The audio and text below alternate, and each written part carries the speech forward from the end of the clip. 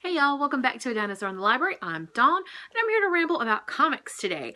So this, as of Friday, technically we are on spring break. However, doc students don't really get a spring break. So if you're thinking about doing a doctorate, just keep this in mind. We don't really get a spring break. I have to go tomorrow, the next couple days, and work all day on stuff, but I declared today the I'm catching up on comics day at my house. So I spent all day reading graphic novels and comics while I was doing laundry and other things. So as I've said before, I cannot talk about a few of them. I'm not going to mention them because I'm reading them for committees. So I did read more than this, more graphic novels than this today, but I can't talk about them. So at some point after committee work is over, I will probably do some massive video about all the awesomeness I got to read on these committees. But for now, suffice it to say, there are things missing from my Goodreads and my wrap-ups.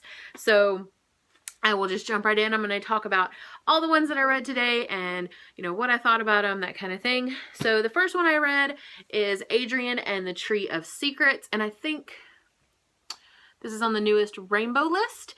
For last year's story by Hubert. It's translated from French, so I'm assuming that's how you say it, and illustrations by Marie Caillou. I really did enjoy the artwork in this. As you can see, it all looks kind of like this. I gave it a 3-star. It wasn't a terrible book. I really did enjoy it. It is an LGBTQ graphic novel about Adrian, who is the young man facing us on the cover, and he lives in this very small town and goes to a Catholic high school and has an extremely strict mother, but then he discovers that he is gay and problems ensue.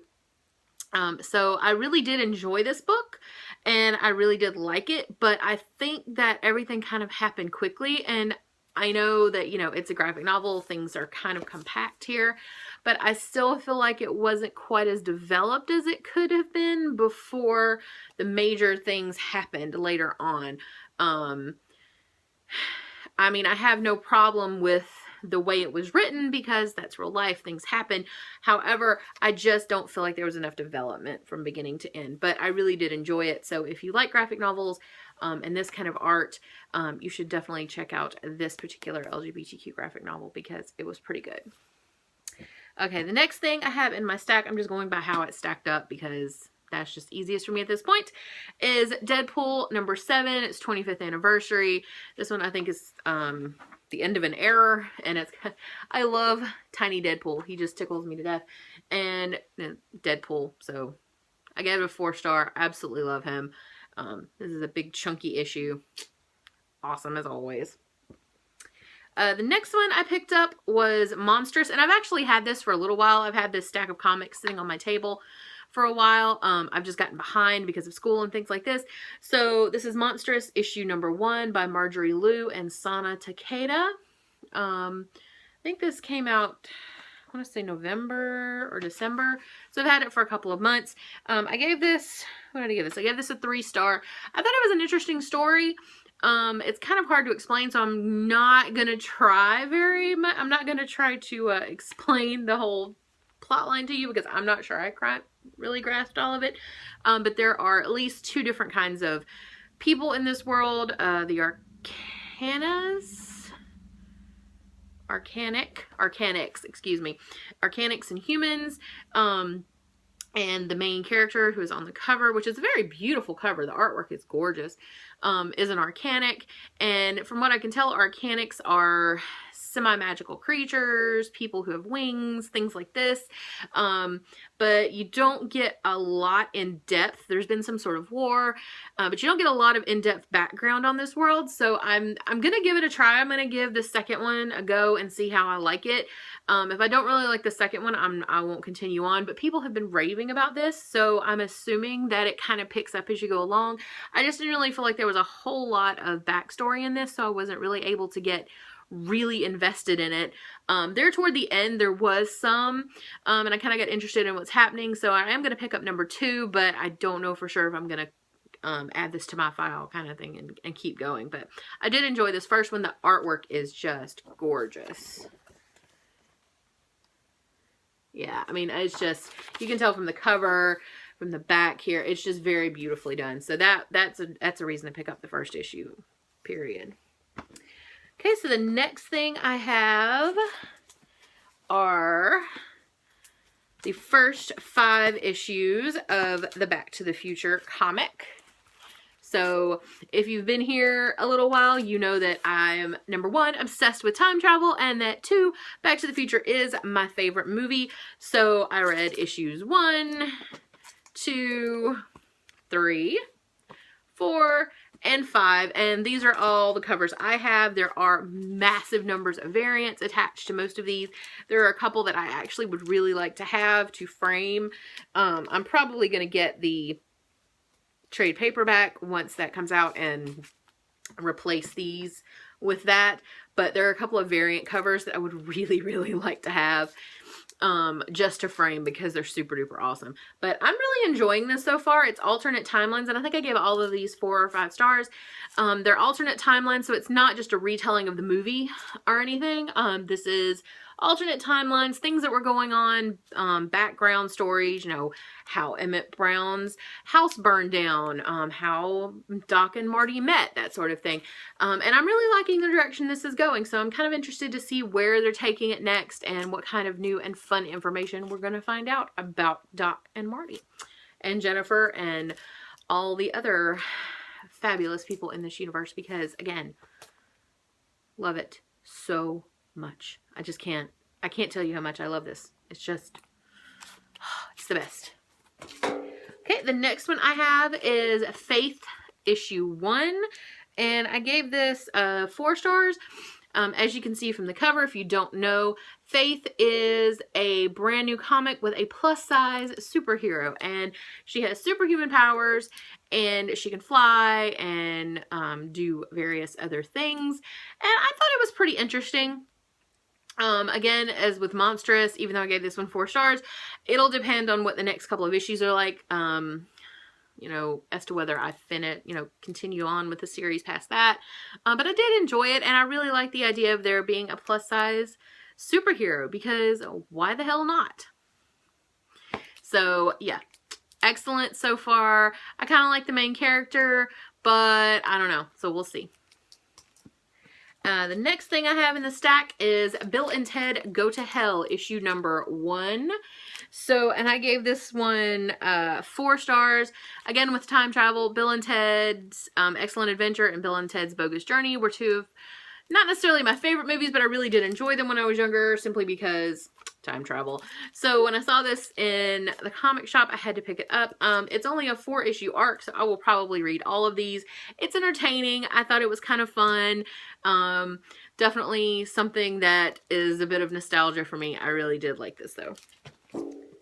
Okay, and the next thing I have is the first 5 issues of I Hate Fairyland. I have, which there's 2 to a pack, or 2 to a board here, so I've got the first one, and then I have the uncensored Fuck Fairyland covers for the rest of them. And this is another one that has a pretty good number of variant covers, I think. I really do love Skottie Young's art. It's just super duper cute. I love the way he draws it, and it's adorable and colorful, but also gory and terrifying at the same time, and that's amazing. I don't really like this cover because it's kind of a Gumby kind of thing going on, and Gumby always freaked me out a little bit, but it works for this, I think. And I gave all of the Fairylands 5 stars. I love this series. This is another one that I will be getting the trade paperbacks of because I will reread this again in the future, and so I definitely want to get those trades and have them on my shelf. They're a little easier to deal with than all the single issues, but there's probably 1 or 2 that I may want to think about framing. I don't know. It's one of those things I'll keep, and in the future at some point maybe I'll have the wall space. Right now I really don't, but I really love some of the covers, so that'll definitely be something I think about later on. The next things I have are 4 trade paperback bind-ups. The first one is Lumberjanes Volume 1. I gave this one 4 stars. I picked this up at the Scholastic Book Fairs warehouse in December because I had heard such just amazing things about it and wanted to check it out and see if it was any good. I really did enjoy it. I'm definitely going to pick up the other ones. I think there's at least 2 or 3 more already out, and the artwork, as in all of the things I've read today, it's just really cute. I love the way they did the art style, and it's just really cute. So if you haven't picked this up, I would definitely suggest it. The next one is another one that I am definitely going to keep on with. I actually already messaged my comic shop on Facebook and said, you know, if you have the other bind-ups, I don't know which ones are out, please pull them for me. I will purchase them. And that is Rat Queens. This is volume 1, Sass and Sorcery. Love, love, love this. Love this. There is an LGBT character in here who is also an elf, and there are lots of strange and unusual things happening in here, but yeah, super duper cute. I think it's hilarious. I really like the humor in it, and I like the storyline, so I'm interested to see what happens with this. The next one I got here is Dirk Gently's Holistic Detective Agency, The Interconnectedness of All Kings. This is volume 1 of the Dirk Gently comic series. So I absolutely adore Douglas Adams, Hitchhiker's Guide to the Galaxy, all 5 books of the trilogy. And, I'm sorry, my battery warning popped up on me. And the Dirk Gently's Holistic Detective Agency and The Long Dark Tea Time of the Soul. I love, love all of those books. And when I found out there was a comic coming out, of course I had to have it. And this is the bind-up of the first 5.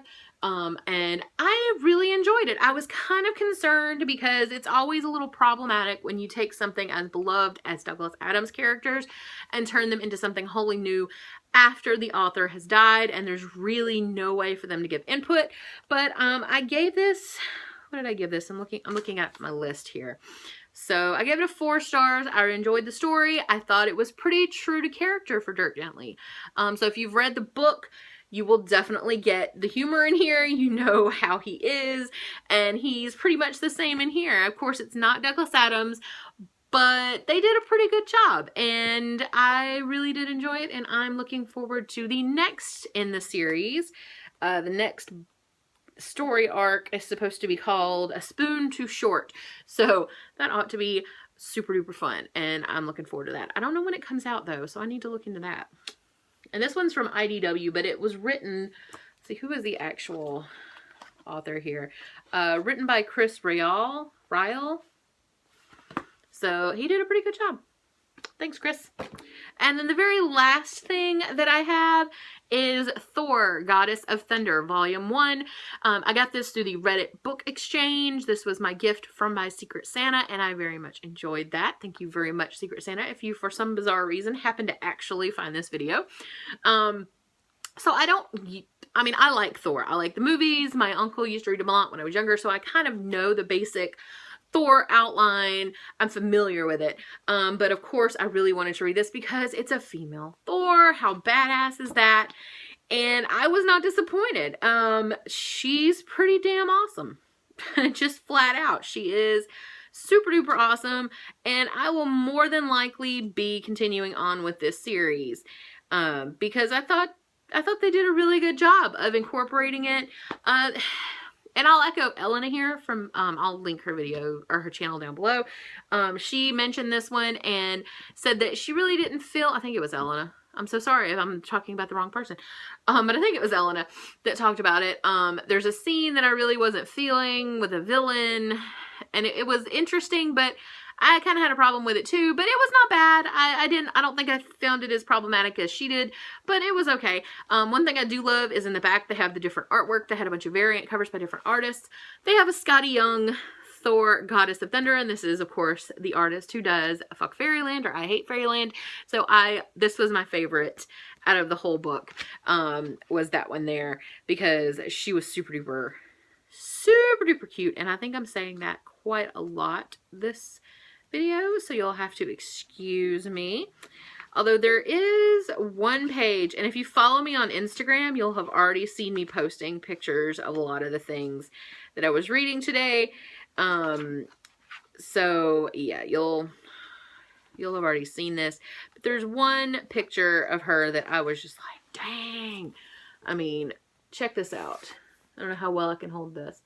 so you can see it, but she is just, this is like supreme badass picture, right? I would love to have this as a poster, at least a small print to hang on my wall. Fucking awesome, guys. So that's all the stuff I had. I do have a few more things I need to finish, but I didn't get around to today. I've got my Time Machine editions. I've got Steam Man issues 1 and 2, a horror collection, but just things I didn't get around to. I thought that was a pretty good reading day considering I did all that today. Lots of comics today. Got caught up and did some reading for my committee work, so that was fun as well. So I hope you guys have enjoyed this comic roundup, and I will be back soon with a haul because I realized the other day that I've picked up quite a few books over the last 2.5 months, have not done a haul, and I probably need to do that because the stack is getting a little unwieldy as it is. So I will probably be doing a haul pretty soon and also be reviewing the book for the Feminist Orchestra book club for the month because I did finish that yesterday as well. So I hope everybody is having a wonderful week. If you are on spring break vacation, I hope that you are getting to go away and have some fun, and y'all think of me on the beach or wherever when I'm slaving away in my little cubicle at school. And I hope everybody has a great week. Bye.